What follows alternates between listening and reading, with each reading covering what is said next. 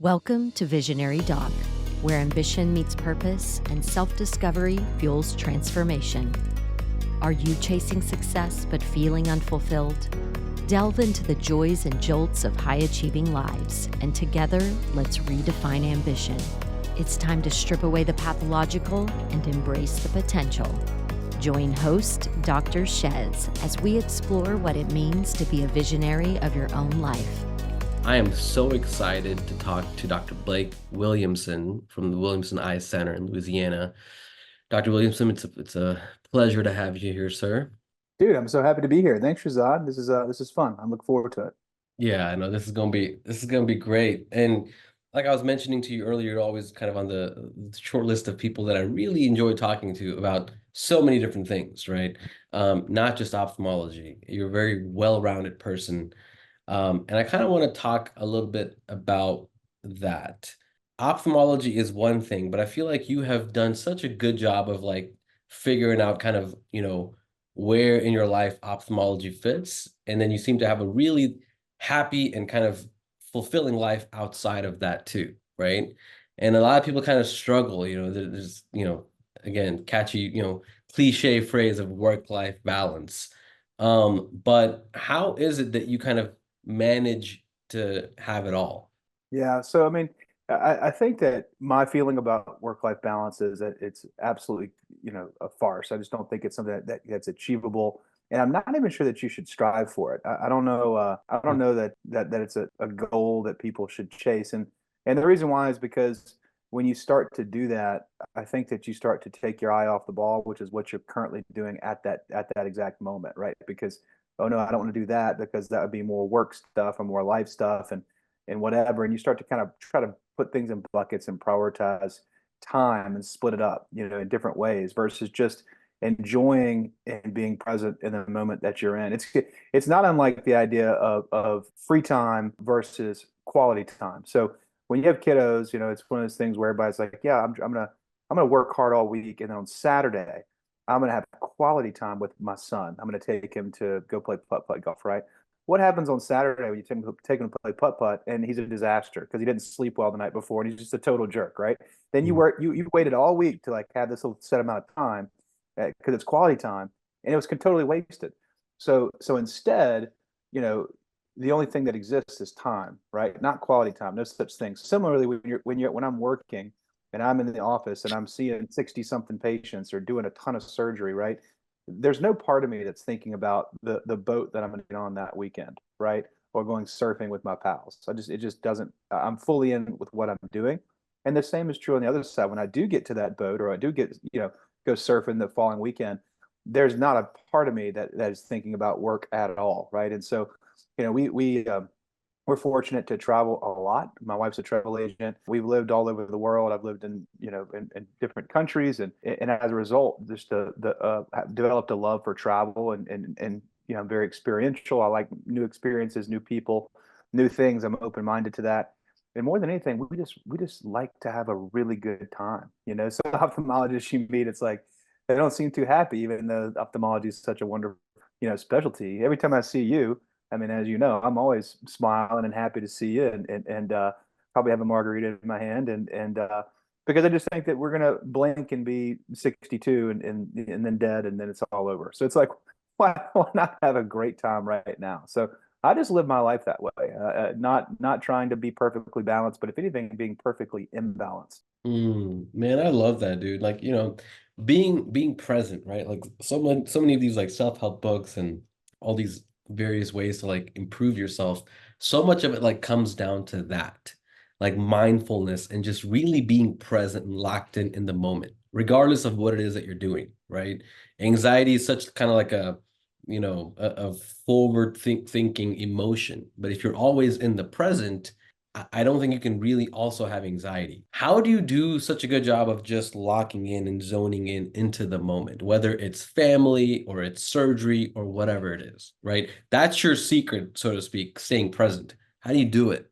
Yeah, I mean, I think there's easy things like when I get home, my cell phone literally stays by my keys when I walk in. You hear a lot of people that do that. That works well for me. I'm not able to do it every time because I'm like, wait, when am I doing that podcast with Shazad tonight? So I have to go like look at my phone occasionally.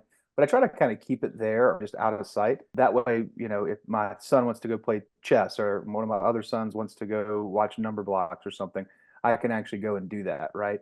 And I think it's forcing yourself to have a routine, right? So another thing that I've done over the past, year and a half or so is make sure I'm reading to all my kids, before they go to bed, or on Fridays. I no longer see patients on Fridays, right? So I kind of created a 4-day week for myself, work week, and Friday mornings, my job is to bring the kids to school, which I enjoy. I love it so much, and so much of my life has become routine. The reading to my kids thing, it's strange, man. I'll be transparent and vulnerable and share with you that I don't enjoy it. So literally, while I'm actually reading to my sons, I'm fully aware that 62-year-old me will look back at that time and would do anything to like have one more night where I could read to my kids, right?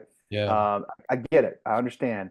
Yet I still am like, I'd rather just be downstairs having a glass of wine with my wife, catching up on what we're doing this weekend, if I'm being honest with you, until I leave the door, right? Right when I close the door, I'm like, that was the right thing to do. I'm glad I did that. People say that they feel that way when they leave the gym, I Mm. don't. I just feel like I wasted my time when I go to the gym. but when I, Dude, but when same. I still do it every day. But when I leave my kid's room, I'm like, okay, that was worth it. So I think that, the way you do it is you just have to figure out what your priorities are, let's say in your life, personal life, and you have to just put them on paper on a schedule. Realize that you're not going to be the world's greatest dad or husband or partner or whatever. But if you just kind of build out a few things where you're like, I'm not doing any of this stuff right now. If I could just do these few things, like just once a day, then I'm making a step in the right direction, right? I'm trying to be better. And so that's what I've done is just build it all into my schedule and follow it religiously and then you're sort of unconscious. You're not even thinking about it. It's just something that you do. Mm. Man, you struck me as someone who like does a really good job of just managing your time well, right? Not to some pathological degree, but I feel like you have a good routine. You mentioned that word earlier. What does that look like? What is your kind of your day-to-day routine look like? Yeah, so on Monday mornings, so I work Monday through Thursday, right? And so Monday morning, I'll get up and I will drive to our Gonzales location where I see, maybe 40 patients in a half morning. And then I have a yoga instructor that comes to my office, my other office in Baton Rouge. And over that lunch period, we do yoga. We do a lot of restorative stuff and stretching and stuff like that. Monday afternoon, I'll see clinic in Baton Rouge, another 30 to 40 patients. And then Monday night, I come home. Usually that's like a family night. We'll do a movie night or we'll have like something where we'll all sit down and eat dinner together. On Tuesday, I wake up and I'll do anywhere from 15 to 20 cataracts or lens exchanges or ICL. Some of my more difficult cases, I'll do them on Tuesday morning. And then I have a trainer that I meet with and I lift heavy weights around 11:30. After that, I go to my Gonzales clinic and I do a clinic there, see about 30, 40 patients. That evening, we come back and we usually have like a pool night at the house. We just put in a pool, so we're super pumped. It's hot in Louisiana, so we'll do that. Wednesday, I wake up and that's my big surgery day. So I'll do about 35 cataract surgeries and about 20 or so lasers. And then I go to the gym, lift heavy weights. That afternoon, I'll see patients for about an hour and a half of a short clinic. I come home, I have my masseuse and physical therapist waiting for me in this room, actually, in my house. And she does a lot of cupping and hot stone stuff. And I've had 2 back surgeries back in the day. So Mm. having a weekly massage and PT that's in my home has been wonderful for just like, posture and stuff like that. And then I go Yeah. straight to my radio show. I've been doing a radio show weekly for the past 7 years. It's an old school country, Western blues, gospel show. So I do that with my financial advisor and my attorney. Three of us kind of co-host together, and it's basically the end of the week, right? Because Thursday is my Friday, right? So so we're able to kind of kick back and Thursday morning I'll wake up. I'll do about 20 LASIK on Thursday morning, see a few patients, and that afternoon cut out a clinic around 2 o'clock, and then I'm done. I'm at the weekend. I did almost every other weekend. We're getting on a plane or we're going somewhere, just to travel and to enjoy. So that's kind of my that's my weekly schedule with work, and the biggest thing personal that I've done is just exercise. So I've lost about 55 pounds over the past year. Dude, Um, congratulations, man. That is huge. Thank Wow. you. Yeah. Yeah. So I did that. And so over the past several months, I've been trying to put muscle back on. So exercise has kind of become a fundamental thing to me. I don't like it at all. But I've been reading a lot, and listening to a lot of audiobooks about that and longevity. I've kind of gotten into that after I read Tia's book. And so Yeah. now I'm kind of full on into all the stuff. So that's a little bit about my routine. Man, that is amazing. So you have this by the way, you look good, man. You look good on all your Thanks, bud. photos. You can tell you've put in the work. And Thanks, I man. feel like, I've sort of recently started that as well and have hired a personal trainer. And I was just telling him the other day that, man, like I love you as my friend, but I hate you as my trainer, you know? Yeah. Like I'm pissed off when I leave the gym, I don't get this like endorphin thing that people talk about all the time. But Yeah. it's one of those things that's like, you know, I climbed Kilimanjaro last year and I never thought I'd be able to do something like that. And that's what it took, right? Going through the grind of just hating it. I freaking hate it. Anyway, Yeah. so I feel like, you can, it maybe sounds simple and superficial, but I feel like you can look at someone and see how they take care of their health to know like how their life is in terms of business and everything else, right? If you can Oh, be yeah. disciplined enough to actually make physical changes and sculpt your body in the way that you want, you can be disciplined enough to have the life that you want, right? Whether Yeah. it's physical or anything else. 15, 20 years from now, and you're like, how do I want to look and feel when I'm 55? Because these days, 55 is not that old. And No, if you look like somebody who's been working out and concentrating on nutrition, not dieting, but just thinking about nutrition and longevity, you can look and feel great for a long time, especially as a man. We're lucky that that's something that you can do. It's something everybody should think about. How you want to feel whenever you're 55, 65 years old. and that takes really just the time and the mental space to sit down and reflect and kind of visualize, right? Ask yourself Yeah. those hard questions. What was your motivation for wanting to go through this transformation? I mean, you explained your bottom, right? And so that's like, okay, I have to make this change. But then, in the moment, it's kind of easy to be hyped up and kind of commit, but then to execute and follow through, much like in Yeah. business, right? Ideas are a dime a dozen, but like to execute on a good idea that's well intentioned is a different story. And then to stay consistent once you execute. Can you talk to Yeah. about that? Yeah, I mean, the biggest thing it's an expensive way to do it, right? So I kind of cheated a little bit, but having the personal trainer and the private, yoga instructor that comes to me, right? So it's not like I did a gym membership. They're Yeah. like at my house or they're like at my office, right?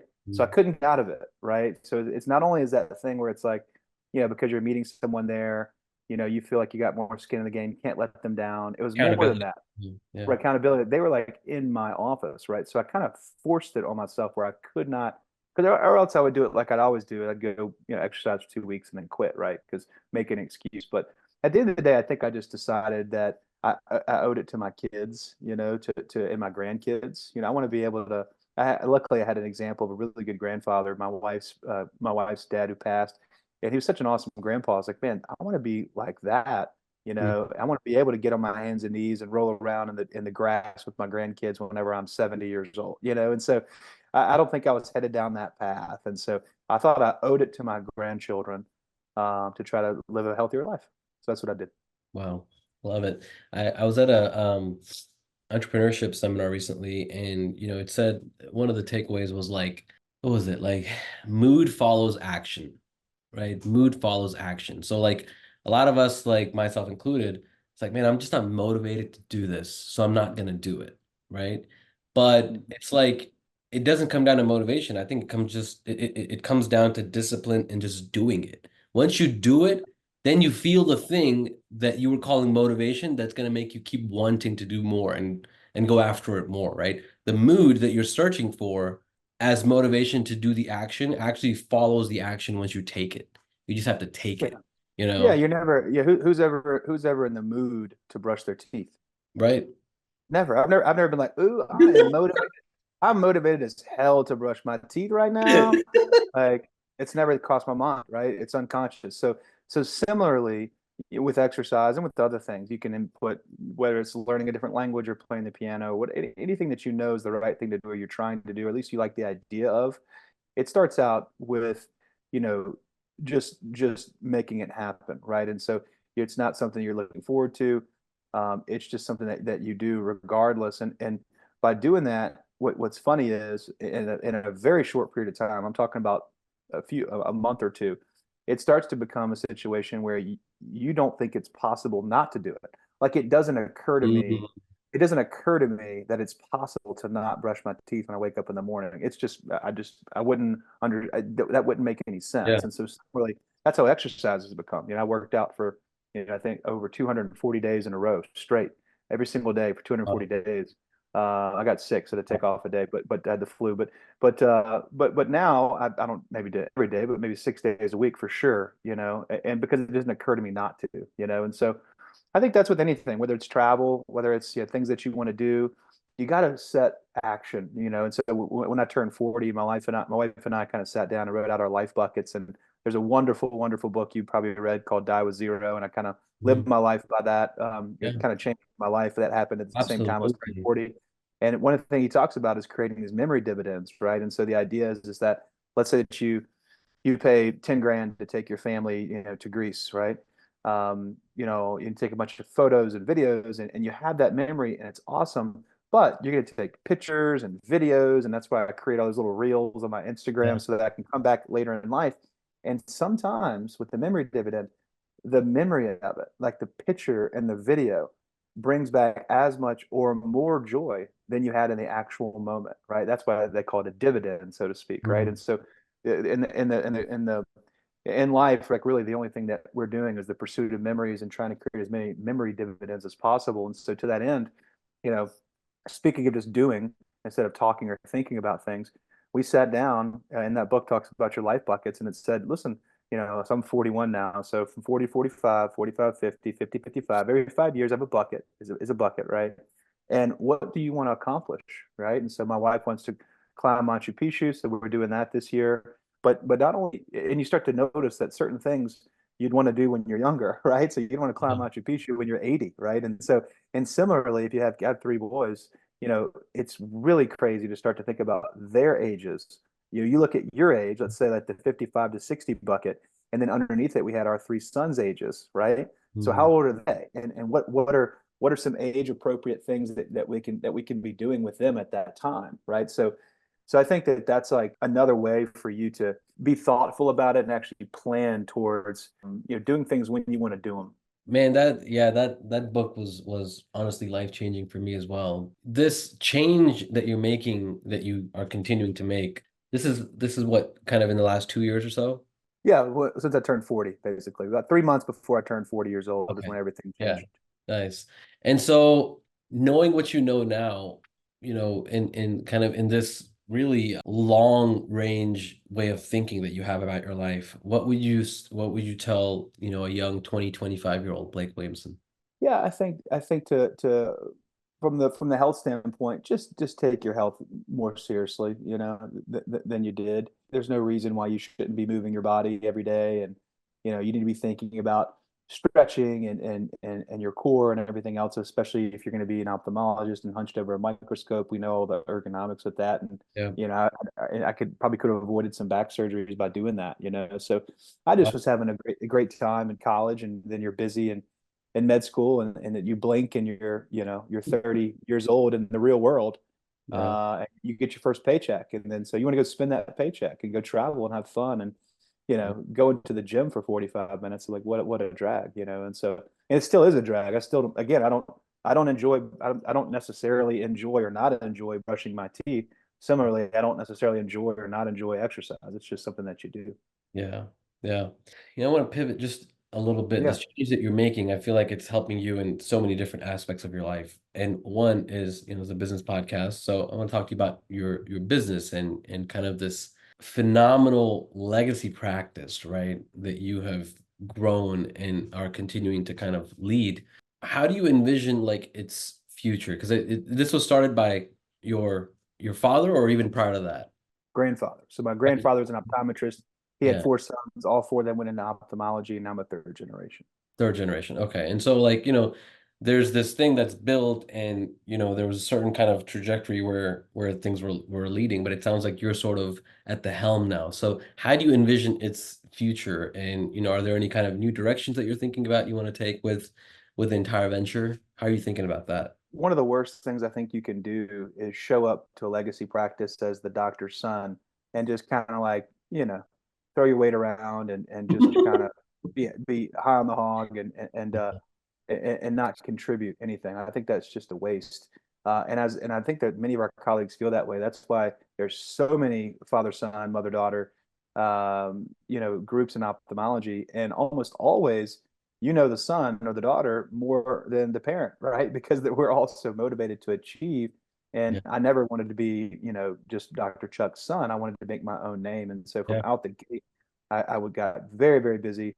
Luckily, my grandfather, or not my grandfather, my uncle was retiring from surgery the day I started. So I inherited his cases, right? Mm.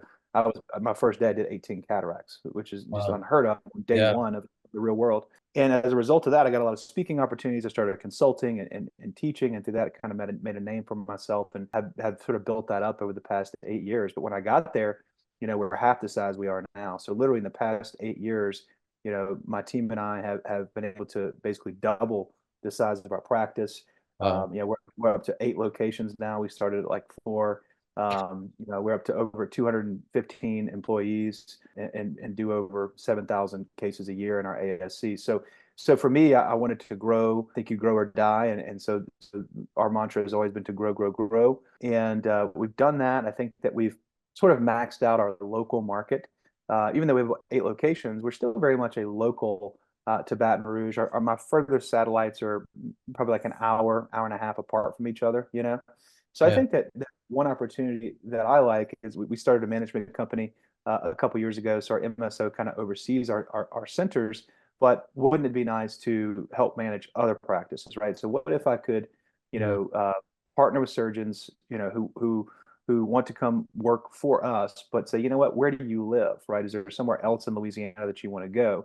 And maybe purchase or acquire like a busy optometric practice, which are typically much, much less, very inexpensive compared to MD practices. I know you and I have had that conversation before, and I was giving you Yeah. advice, but Yeah. that's our past 2 acquisitions have been busy OD practices, and you can get them for cheap, and they have tons of pathology and sick patients and diabetes and glaucoma, which means lots of surgery.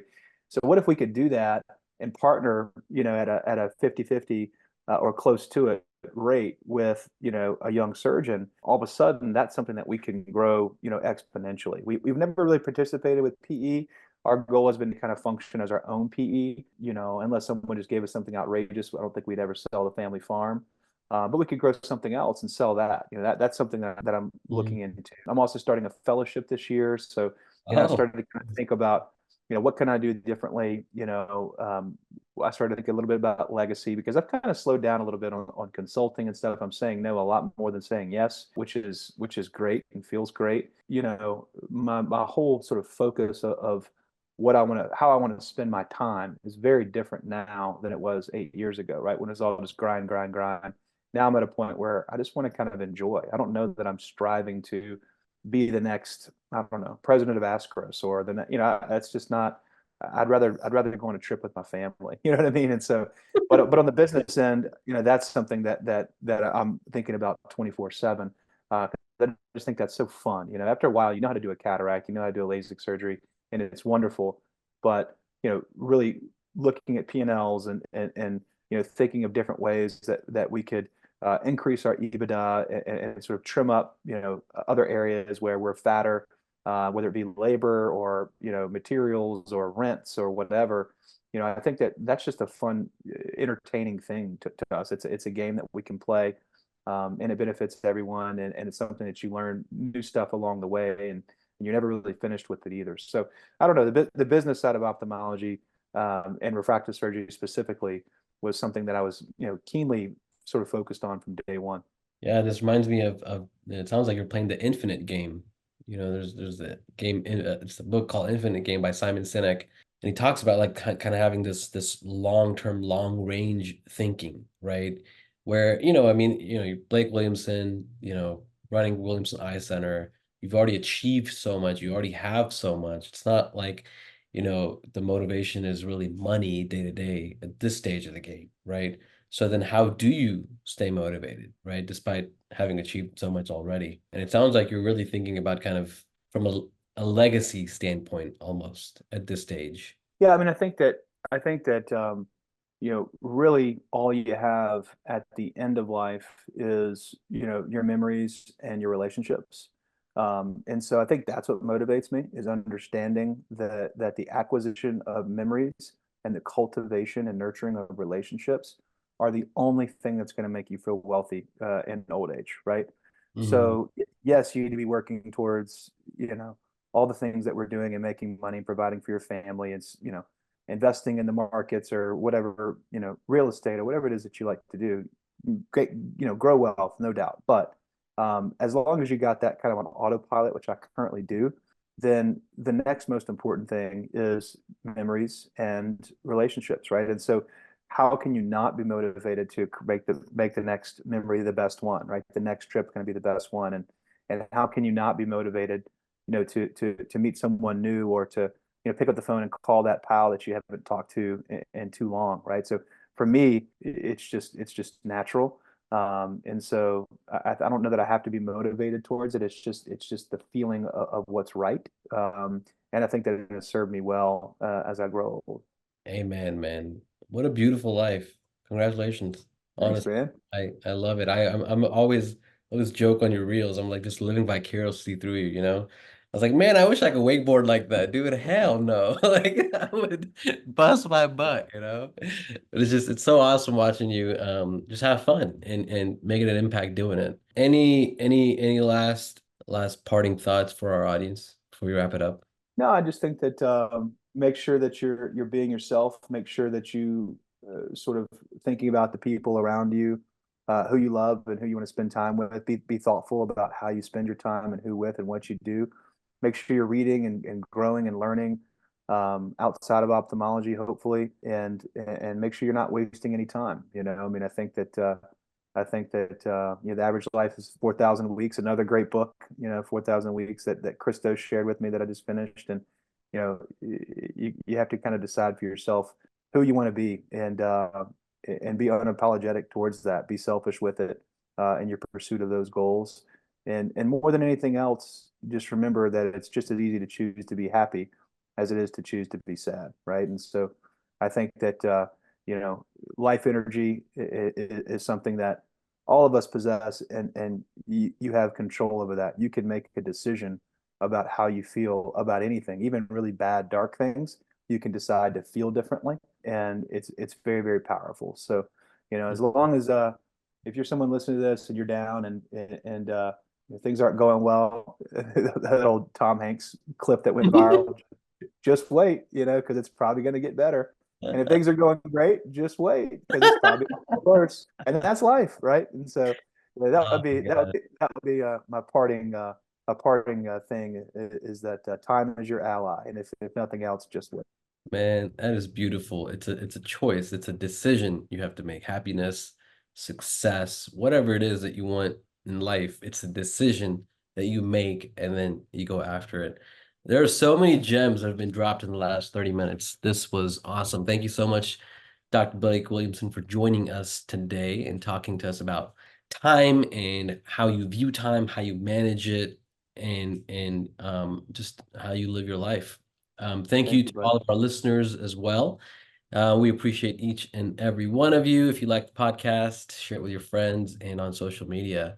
And we will see you next time. Connect with Dr. Shez at visionarydoc.com.